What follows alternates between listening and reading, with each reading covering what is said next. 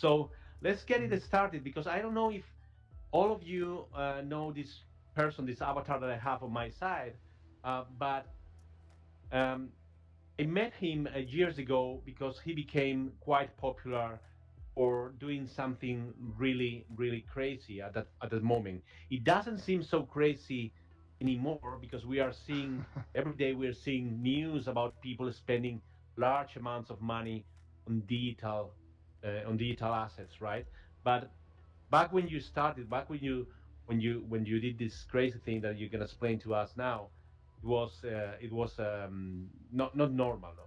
So what happened, John? How did you transition uh, to virtual reality, and how was that transition to you in the days? Okay, well, I came to Los Angeles to make movies when I was in my early 20s. And writing screenplays, I was always broke. And so I was so broke I could never afford to go out. But I had a computer, and so I used to play RPGs. And this is in the early 90s through to the mid 90s. I played first MUDs, and the first time I played a MUD was called Tele Arena, and I was connected to a BBS system, and it was a text-based MUD, and it said, you know, if you click north, you entered a room, and then it said somebody entered from the west, and the guy goes hi. I'm like, holy shit, this is unbelievable. And as I was playing this game and running up a big phone bill to New York City, because that's where the BBS was, and in America, the long distance charges were enormous back then. This is 94. The cost of playing was very high, and the game that I was playing involved, killing monsters and getting gold pieces. And I started to think, what if this gold was real? What if there were a lot of people inside this mud, this world, and every time they died, they paid real cash to come back and underwrote the price of the gold. Then I could make enough money playing this to pay my phone bill. And I realized, because the internet was just coming, it was just, there were rumors of the internet. I was like, when the internet comes, this is going to be $1 billion opportunity.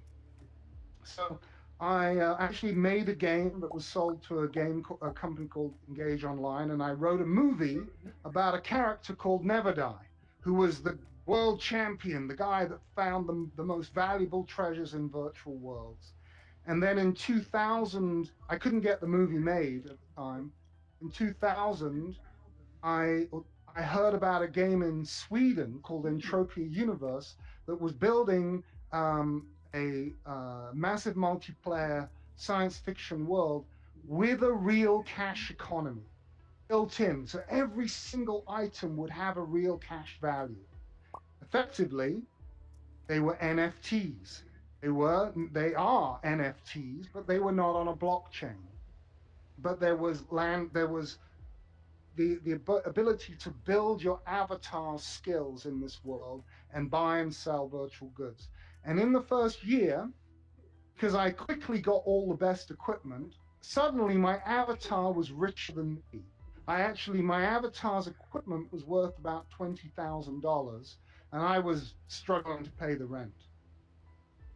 I um, I actually was making a movie at the time in Miami about the DJ scene, and I realized, wow, I could make more money. I could actually, because I was spending so much time making my movie, I wasn't able to utilize the value of my virtual goods that were really the best and very valuable. But I thought, wow, if I could bring DJs into this virtual world, then I could provide entertainment, and perhaps I could create a sort of a tax revenue from people playing inside my on my land. And so I bought a asteroid um, in an auction for $100,000, which was the world record at the time, and created headline news. because it was one of the first ever uh, large-scale transactions for virtual real estate. There was also a business model that I had for this virtual real estate where you were able to collect taxes on the activity of the avatars on your land. So I started running and hosting events, World Championship esports, um, bringing in DJs, top DJs, having dance parties, very much like this, but we were all dancing and then going outside and killing monsters in between our conversations. We were chatting, um, but that's really how it began. And then I spent the next few years trying to elevate it and elevate it. And I eventually did deals with Michael Jackson, which we built the world, but fortunately it fell apart before it ever got launched. But that was a big deal to build Michael Jackson's virtual world. I brought King Kong into Entropia Universe, the Thing, so I created virtual movie experiences.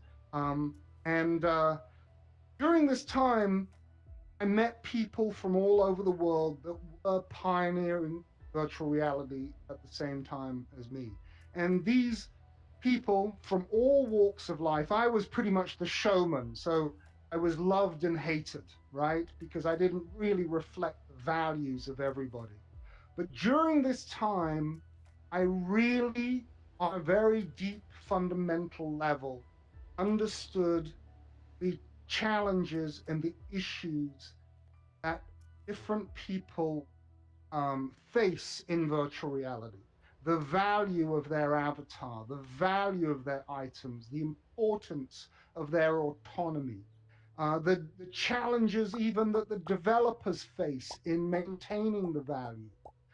There were so many issues that came up and so many human interactions. So even though we were at our desktops, it was we were projecting ourselves so deeply into the world, very much like we are here.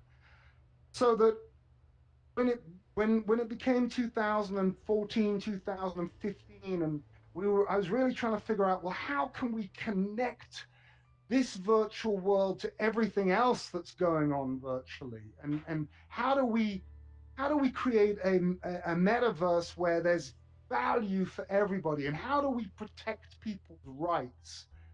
At that point, I decided, and I was even having issues with the management inside the virtual universe, and seeing conflicts with the economics and the business priorities of the company, and the rights of the players. And I felt like I could help everybody and myself and move the vision forward if I ran for president of virtual reality, because I didn't want to work as a developer at a game company. I wanted to champion avatar rights, and I wanted to find ways to interconnect virtual worlds, to connect them and to bridge them. And so I put together a crazy scheme, and this is when I met Ivan, to run for president of virtual reality. As you can see, these are some of the posters from the it's part of that campaign. campaign, right? And in the art gallery that you have outside, you can see some of the art pieces that were made for that campaign. Jon, how are you living the current moment? I mean, it's like some of your fights are coming back now. How are you living all the things that are happening, all the things that are being said now? Everybody's talking about the metaverse now. How are you living that? Well, here's for me personally, right? I'm looking at everything that's happening. I, you know, I've made my own missteps. Okay, so in some ways, I dropped the ball, fumbled the opportunity that I had as the president of virtual reality. However, at the same time, the ideas that I had to help to bridge virtual worlds, nobody else is actually pursuing those particular ideas. So I'm looking around and I'm thinking, can I help? Can I help? Will my ideas work? And even if I'm sort of, because it's very noisy out there, there's a lot of people doing a lot of things, and there's a lot of great things. We wouldn't be here today were it not for so many developers and so many visions. So there's no guarantee when one has an idea that it's actually going to be a valuable idea to the metaverse at large. But that's really what I'm asking myself, and I'm actually trying to make moves to put things out there that may help with moving this forward to the metaverse, that that we all dream of. Although my dream of the metaverse, most importantly, is a place. I mean, I love everything that's happening. What I really want to see is I want to see people with their avatars be able to make money by engaging in activities in virtual worlds, not because they're creating worlds or games, but because they're playing them and they're using their gaming skills they're monetizing their gaming skills. And I feel that there's value to the planet if we can achieve that. And I've done it, and I've seen people do it. In fact, my avatar still pays a lot of my bills. And so I want that opportunity for everybody on Earth through the metaverse. And how people can influence on that, how people like those here can influence on that to happen. How are we in hands of big corporations, or there is something as a community that we can do to take the everything to the path that we want to? Well, I mean, obviously, I don't know what everybody here does and if they're engaged in developing or whatever. So obviously, everybody's vision is valuable. I mean, not just because I'm seeing one thing or Zuckerberg seeing another, or everybody's ideas are relevant into building the metaverse into something truly diverse. I think that, I would say it's not just a creator economy. But I listened to Zuckerberg announcing his plans with Metaverse, the first one, before he changed the name. He talked a lot about creating an economy for creators. Now, that's very valuable, right? But that's not all there is to it. The metaverse should not just be about consumers. We don't want to look at people in all the time and say, okay, you're another consumer, right?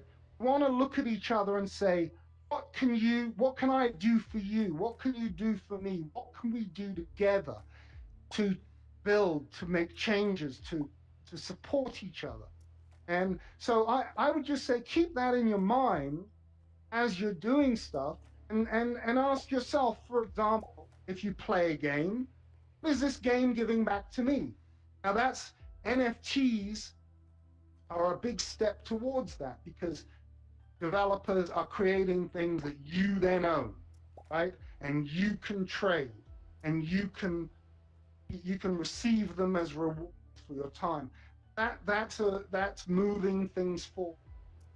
A very simple analogy is crafting and manufacturing. So, for example, for me, the big flaw in Second Life was that anybody could create their avatar, upload content, and sell their content, right? So you could sell hairstyles, you can sell clothes. All you needed to do was create the design and mass produce it. But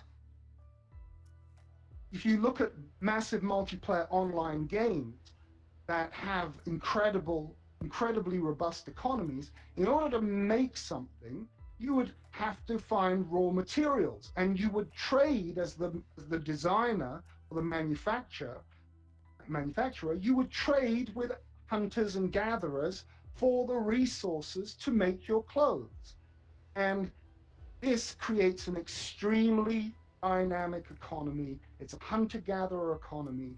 And I think that we need to, that's what I want to look for, encourage, and keep an eye out for that, right? Mm-hmm. I mean, if people are asking for it, then developers will start to listen. Mm-hmm. Putting the focus on corporations, how do you see the race for the metaverse? How do you see Facebook, Apple, Epic? How do you see their position towards the construction of the metaverse?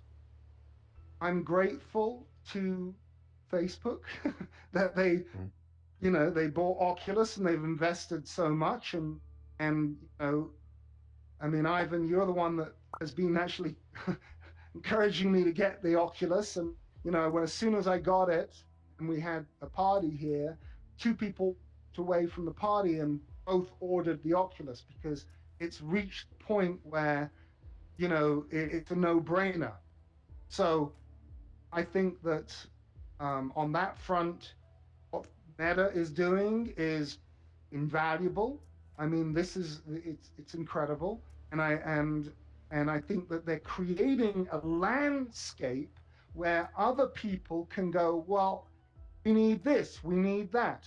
So that's all great. Of course, there is the issue of a kind of a monopoly and a little bit too much control, and these things are real. Okay, so they have implied that they want to work with a lot of other people, and I think in a way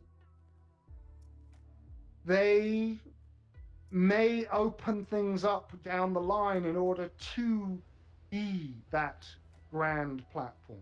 Again, you know, remains to be seen. So, but at the right now, what they're doing is priceless. There are obviously anybody that's competing or has a different vision, is what they're doing is very important, right? There's so much going on right now in the blockchain with the decentralized worlds, you know, for example, Decentraland and Sandbox and other things that might be appearing. They are a long way behind right now in terms of graphics and this and that, but there's still things that are happening, and they're trying to create the decentralized worlds where we will truly be liberated. So it's great, it's going on. It might be that those worlds will coexist with worlds in Facebook or corporate controlled worlds. There's a lot of challenges to it's not easy. Like, for example, for me, Entropia Universe is still the greatest model for virtual reality because of the depth of avatar autonomy. However, it's not decentralized. Therefore, it's not quite there. It's not yet connected with Facebook and Meta, so we're not quite there. And you know, so right now it's a lot of warring kingdoms. We're in the Middle Ages or the Dark Ages, but we're also at the beginning.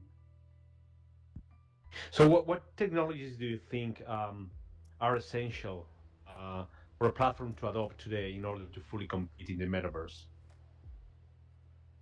For a platform, well, yeah, for a platform or a company or whatever you want to call it. But I think the most important thing is to build with interoperability in as much as possible.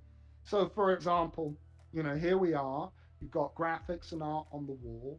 Right now, these need to be NFTs, right? This needs to be from your NFT collection. So right away, this needs to be connected to the blockchain, your account, your avatar account, right away.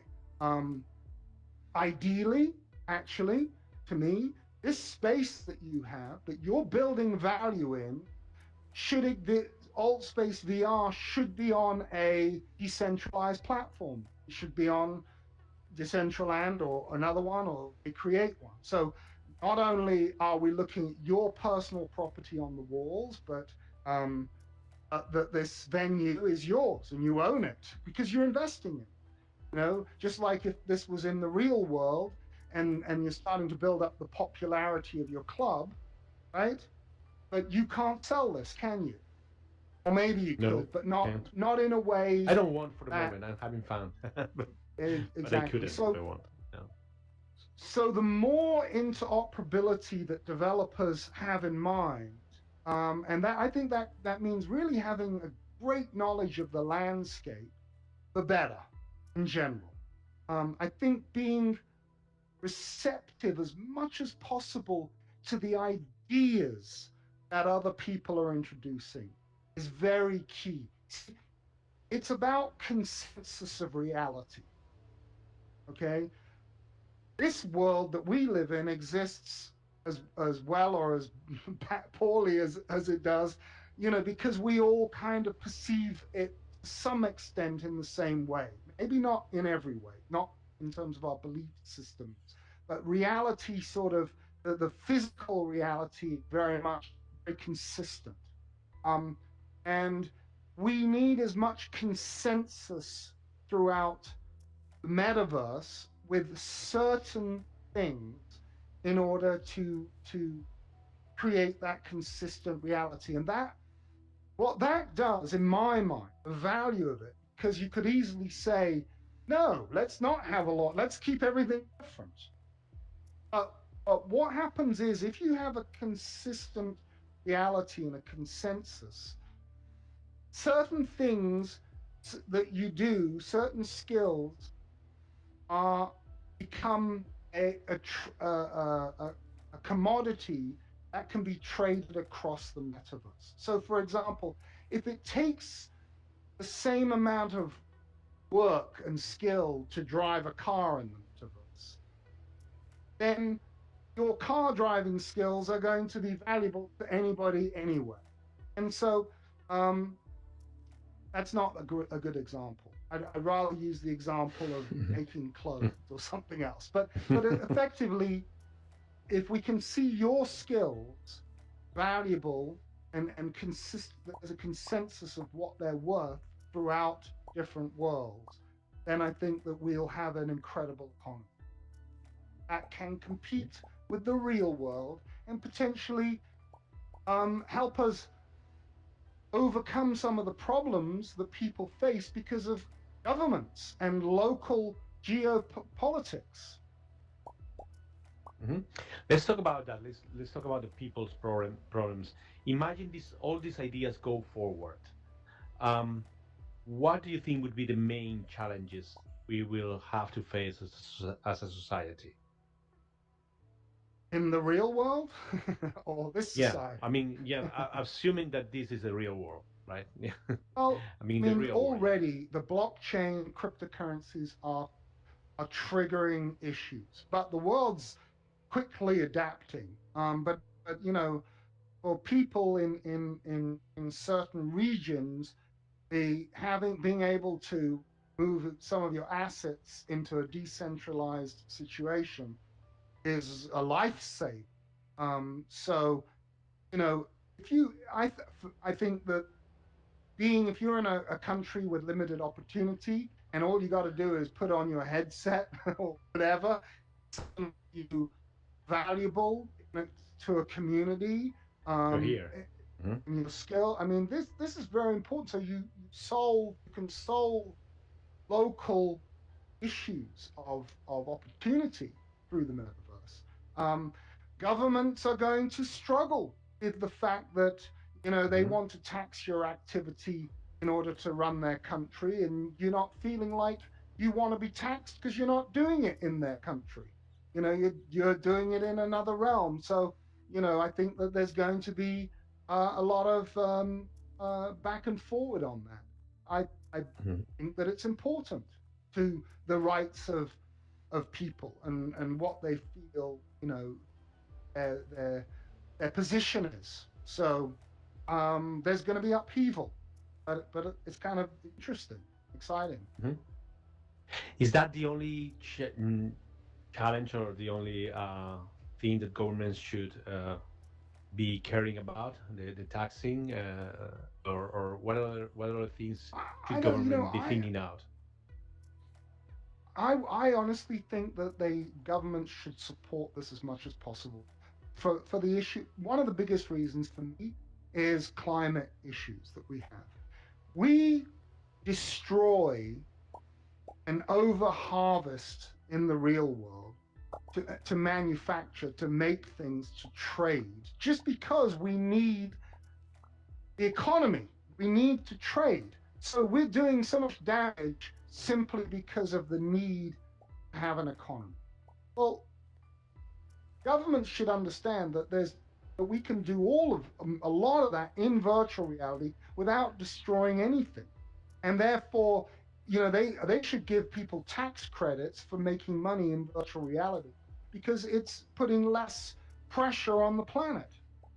That's what I would like to see and argue for. And I actually, when Andrew Yang was running for president in the U.S., I championed him as much as possible, and I met with him, and I was planning, because he's a very forward-thinking guy. In fact, in one of my meetings with him, I said to him, "Hey, look, when you're president, I want to we've got to discuss virtual reality becoming a sovereign nation." So, and I would have pitched and proposed these types of plans, and so governments need people who understand this landscape, to interact with them, to advise them, to set up, and then we'll have all kinds of fantastic programs and support potentially. So it doesn't always have to be a them virtual, metaverse versus reality. That's no. I mean, honestly, the one thing that one of the things the pandemic showed me was how fabulous it is that we're seeing more animals in our streets, how the smog had cleared in Los Angeles, and how many people now are working from home. I mean, that's cut emissions, to some extent, or at least it did for a while. So, okay, yeah, Hmm. there's so many things, Okay, right? okay. I see a lot of you just clapping or sending emoticons. I think it's time. I think it might be time for opening up questions. So I'm going to use my host tools to res- take off the restrict audience, and I don't know if this is the right way of doing it, right? I'm very, very new to all space events, so probably I'm not doing it right. Need to do it in a different way. I'm gonna restrict again and respond to the one that has raised a hand properly. Okay, and let me see if I can uh, mm, give it megaphone. Yeah, Javier. Hey, hello, hello, Hey, John. Can you hear me? Mhm. yeah, can hear Yes, you we can great. hear you Yeah, loud and I clear. was really surprised about what you said before about the president of the virtual world, and immediately just an idea pop up in my mind. Do you have a constitution for virtual world? You know what? I was working on the Constitution for the virtual world, but there's actually a lot of other people who've drawn up constitutions for virtual reality. And if I had gotten as far as needing to implement it, I probably would have looked to those documents to champion, to find the great stuff. Great. Anyone else have a question? Okay, so let me just try to give you. You are. Uh, Sorry if I'm not very good on this, Captain. Captain. Okay, so you have the megaphone now. Hey, this I'm Ren with the 6873 show Virtual Media. Just Hmm. kind of curious. We've been doing a lot of coverage too, also on the metaverse and stuff like that. I do know that Meta has done a lot of advancements and stuff. But there's also Steam has $1 billion investment in building their own metaverse, which is more open source based. And there's also about three other people who are smaller companies who are actually making true open source, metaverses. Is there anyone in particular that you would like to see take off? And could you also go into a little bit more depth about what it would mean to be a virtual president? What does that entail to be a virtual president, like an actual government or nation inside of VR? Okay, as far as the other platforms are concerned, I mean, Vive and Steam is obviously they have the potential there is enormous. They're more gamer centric than Face Meta. So I'll leap forward with the Quest 2 and not being tethered to your computer. And so I think that as soon as Vive make that leap as well, that'll it'll really put them running alongside each other. So I think Steam has enormous potential, and maybe that's actually going to be the platform where we will see the first really MMO style virtual worlds emerge. So very very excited. And then I don't know specifically, other than let's say the decentralized worlds and MMOs that are in development that have a lot of potential. For example, Entropia Universe, who I'm hoping will really make some huge leaps. Um, but I hope that they're connected with Steam and with Meta as well. So yeah, and then in terms of president and the value, okay, I'm not a great president. I'm too eccentric and egocentric, really.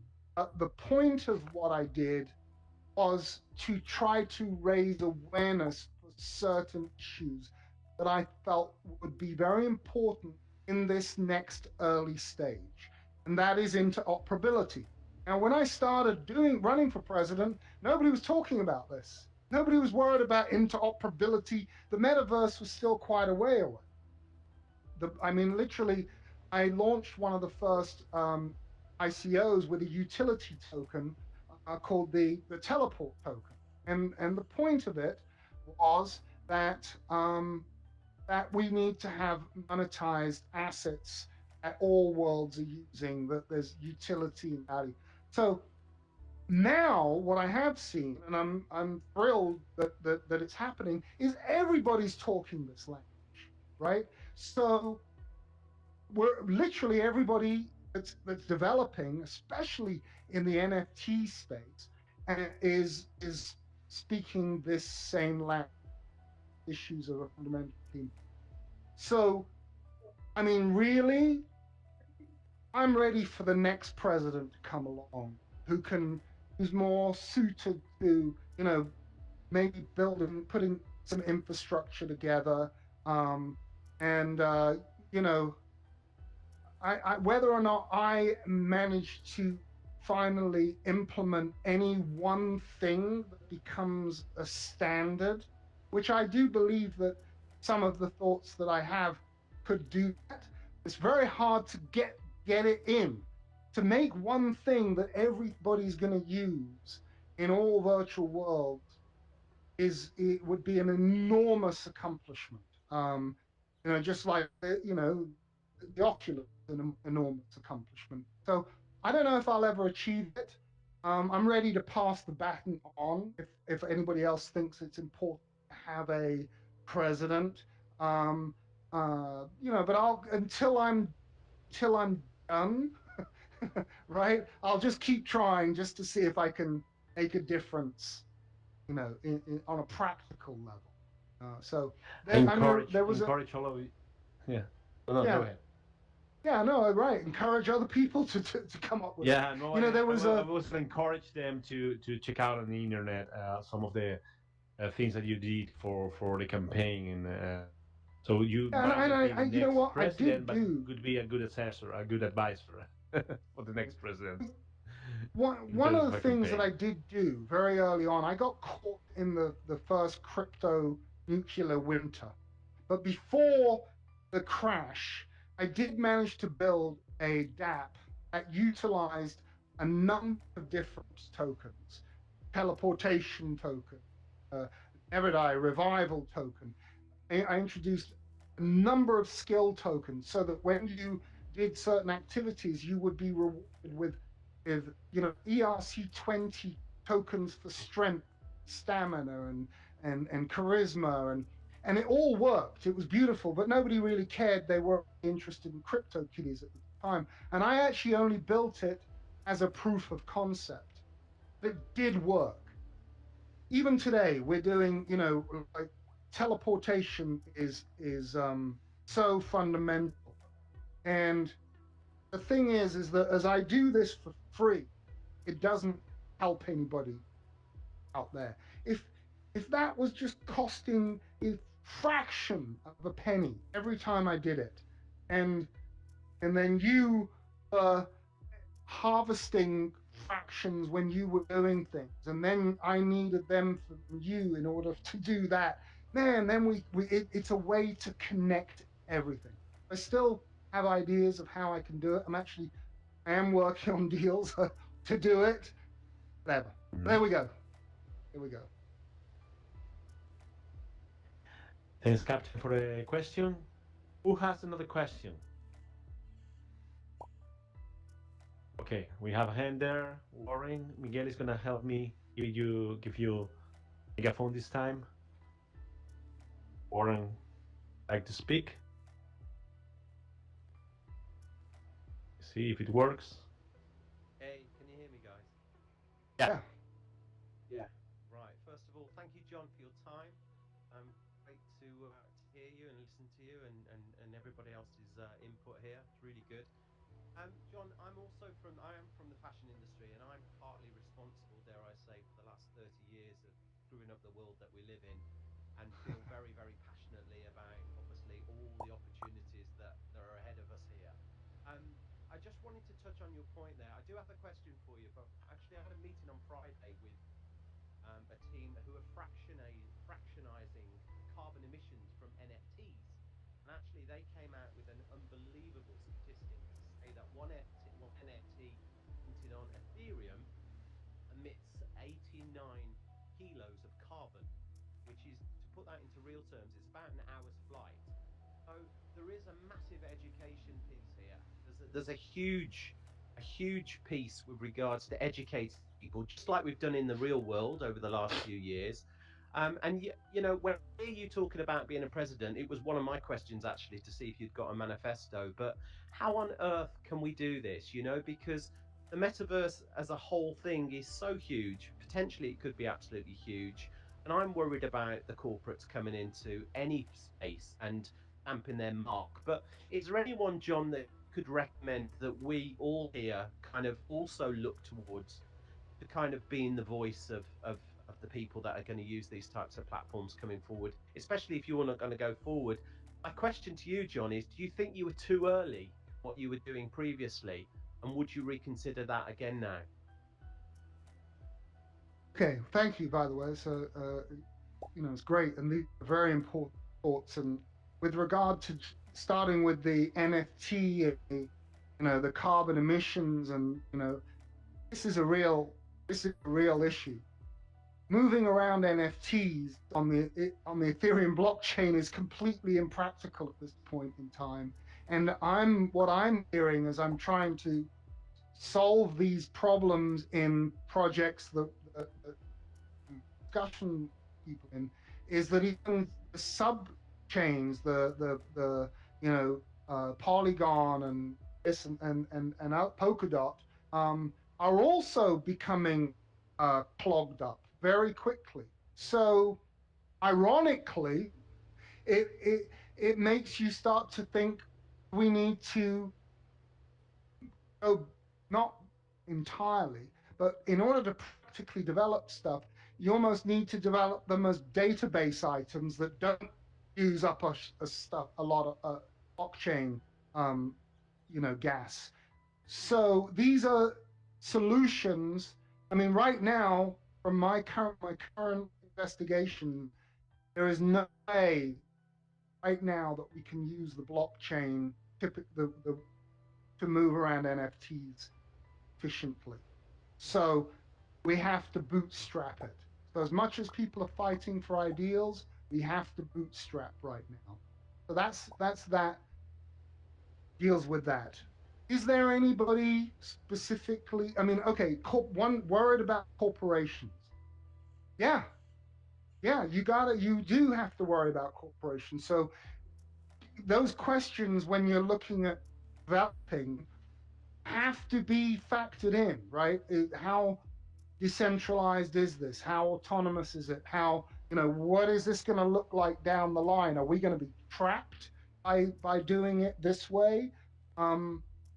And so, or should you develop things immediately on multiple platforms so you aren't ever cornered? I would be considering all of those things as I'm coming up with ideas. Fashion, yeah, very interesting. Now you guys are, I mean, demand for fashion and virtual reality is enormous. I mean, look at everybody here. Everybody is styled. I mean, I was not that creative, but everybody I can kind of imagine who you are because of what you're wearing. It's so important. In the early days of Entropia really was one of the most important pioneers of monetized virtual assets. People were paying $20 for a pair of jeans and $50 and $1,000 for a coat and things like that. And so scarcity was controlled by, whatever, the limited editions or by the resources that were needed for manufacturing.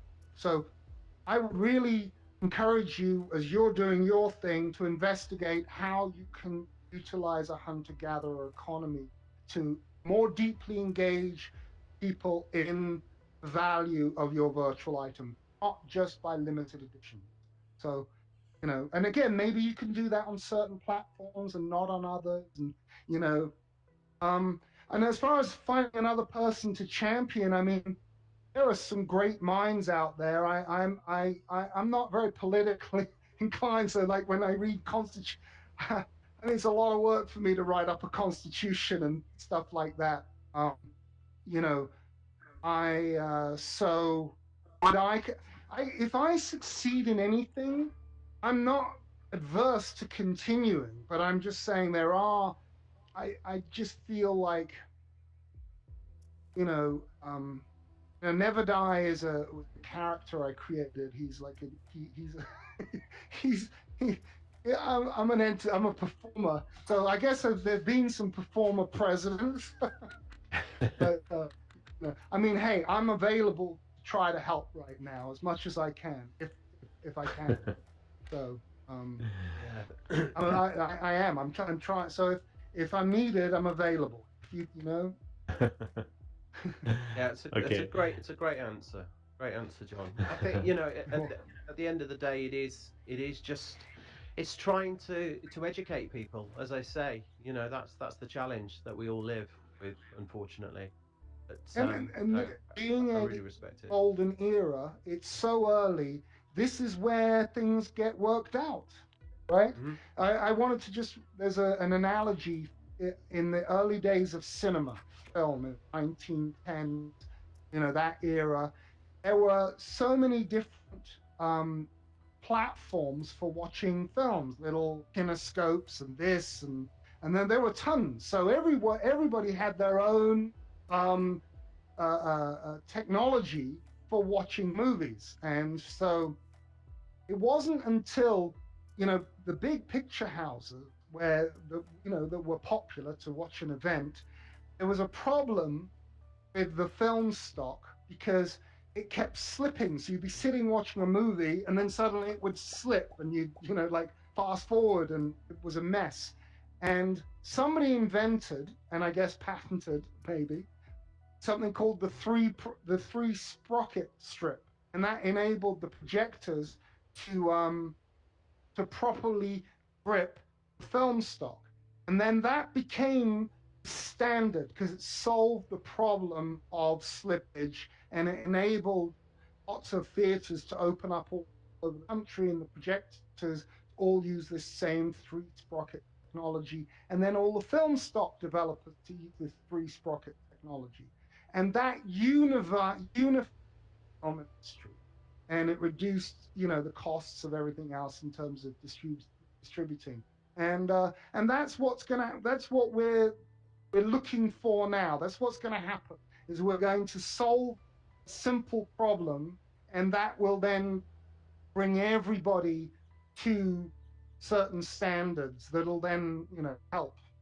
So, Mhm. Thanks, Warren. Thanks for the question. We have time for a couple of more questions before going to have some drinks at the bar. Uh, I don't know if DJ Master wanted to. He was just doing like this. I don't know if he was just saying hi, or do you have a question yourself? No? Okay. Anyone has a question? If we don't have more questions, we can just go to the bar and speak to each other freely. Uh, okay, I don't see any more hands raised. Thank you so much, John, for coming out to the verse in a way. thank you, Ivan. Show him some love. Yeah, that's great. It was This is my great to be camera. your master in this transition to headset, to the Oculus headset, and it's another memory, a good memory to remember. It was also great to have you all here. I'm gonna unmute you all. We just started 1 week ago, and I don't know how longer we're gonna keep on doing this. But as far as it's fun and you are participating, we can be there forever. That's what we feel. Please feel free to give us feedback. We have a website, metaverse.org. We'll be posting our events here, and well, just we are easy to find. So keep on coming to our events. Keep on talking to us, suggesting new topics, new people. I'll try to bring as many interesting people as possible, and I hope to meet some of you in person now in the bar. Thanks for coming. I'm Thanks, Ivan. just unmuted Fantastic. you all. Amazing, Thank you so amazing much. to be here. Hmm?